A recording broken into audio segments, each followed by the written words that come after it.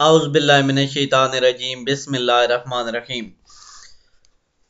Education class 12 ہے، اس کا chapter پہلا ہے بر صغیر میں مسلمانوں کی تعلیم، اور آج ابن خلدون کے حوالے سے اصول علم کے لیے سفر کی اہمیت کے بارے میں ہم نے پڑھنا ہے ٹاپک، ٹھیک ہے۔ ابن خلدون اصول علم کے لیے سفر کو بہت اہمیت دیتے تھے، یعنی سفر کے علم کے لیے سفر کرنا اس کو بہت اہمیت دیتے تھے۔ آپ کے زمانے میں اعلیٰ تعلیم کے دارالعلوم زیادہ نہ تھے، عموماً دور دراز کے شہروں میں واقع تھے۔ اعلیٰ علوم کے حصول کے لیے سفر اختیار کرنا ضروری تھا، اور ابن خلدون ایسے سفر کو اہمیت دیتے ہیں اور مستحسن خیال کرتے ہیں۔ ایک وقت میں ایک فن پڑھا جائے، یعنی ایک چیز پڑھی جائے، ایک کتاب پڑھی جائے، ٹھیک ہے۔ اس میں پختگی کے بعد دوسرا علم یا فن سیکھنا چاہیے۔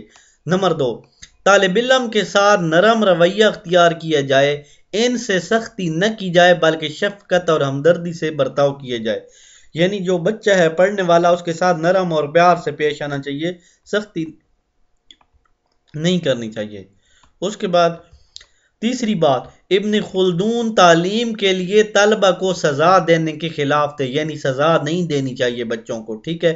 ان کے خیال میں طلبہ کو سزا دینے سے وہ شرف انسانیت سے گر جاتے ہیں، یعنی بچے وہ شرف انسانیت سے گر جاتے ہیں۔ علامہ ابن خلدون رٹا بازی کے خلاف تھے، وہ کہتے ہیں کہ رٹا نہیں لگانا چاہیے، ٹھیک ہے۔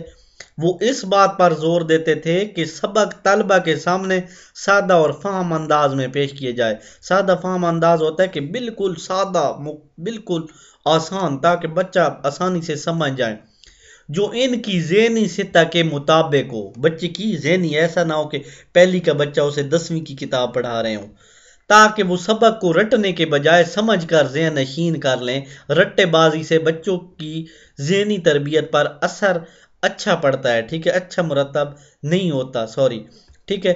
رٹے بازی سے بچے کی ذہن پہ برا اثر پڑتا ہے، بچہ ایسے رٹ لیتا ہے، اسے کوئی سمجھ نہیں آتی کہ اس نے کیا کرنا ہے۔ اس کے بعد استاد شاگرد تعلقات، یعنی استاد اور شاگرد کے تعلقات کیسے ہونے چاہیے۔ علامہ ابن خلدون نے اپنی تصنیف مقدمہ میں ایک پورا باب اس باب پر لکھا ہے، ایک باب لکھا ہے مقدمہ ابن خلدون کتاب میں، ایک پورا باب لکھا ہے کہ شاگردوں پر سختی کرنا ان کے لیے مضر ہے، نقصان دہ ہے۔ وہ لکھتے ہیں کہ استاد کی سزا سے شاگرد شرف انسانی سے گر جاتا ہے، یعنی استاد سزا دیتا ہے تو بچہ گر جاتا ہے۔ وہ جھوٹ بولنا شروع کر دیتے ہیں اور سزا سے بچنے کے لیے چالاکی اور عیاری سے کام لینا شروع کر دیتے ہیں۔ بچوں کو سزا دی جائے تو وہ پھر بہانے اور جھوٹ لگانا شروع کر دیتے ہیں۔ آپ اساتذہ کو نصیحت کرتے ہیں کہ وہ شاگردوں سے شفقت اور محبت کا سلوک کریں، ان پر سختی نہ کریں، افہام و تفہیم کی فضا میں آزادی اظہار رائے کے مواقع فراہم کریں، یعنی ان کو کھلا موقع دیں کہ جو بچہ مرضی سامنے آئے بولے۔ اس سلسلہ میں وہ بحث و مباحثہ کو بہت اہمیت دیتے ہیں، یعنی بحث و مباحثہ یعنی ایک ٹاپک ہے، اس پہ آپس میں گفتگو کریں۔ وہ طالب علم کی متوازن نشو و نما کی غرض سے جبر و تشدد کی سختی سے ممانعت کرتے ہیں، یعنی اگر سختی بھی کی جائے تو بچے کی نشو و نما بھی روک سکتی ہے۔ وہ فرماتے ہیں کہ تعلیم حاصل کرنا طالب علم کا فطری تقاضا ہے، طالب علم پر سختی اس کے منفی اثرات مرتب ہوتے ہیں، یعنی بچوں کو مارو گے تو وہ نہیں پڑھیں گے۔ آپ کے تعلیمی تصورات میں طالب علم کو مرکزی حیثیت حاصل ہے۔ اس کی تعلیم و تدریس کے سلسلہ میں نفسیاتی طریقوں پر عمل کرنے کی تلقین کی گئی ہے، یعنی نفسیاتی طریقہ دیکھیں بچہ کس طرف دلچسپی لیتا ہے، اس طرح کی مثالیں دے، اس طرح کی کہانیاں بنا کے بچے کو سنا تاکہ بچہ پڑھے۔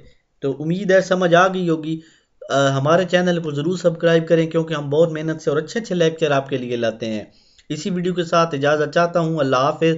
اللہ تعالیٰ آپ سب کو اچھے نمبروں سے کامیاب کریں۔